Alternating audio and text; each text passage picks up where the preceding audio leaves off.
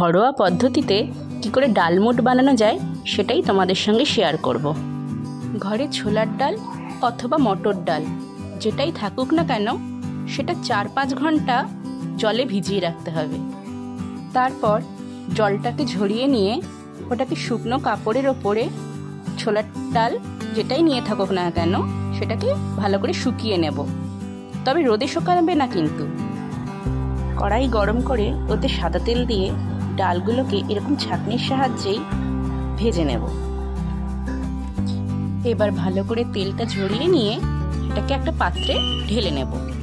ব্যাস, আমাদের ডালমুট তৈরি।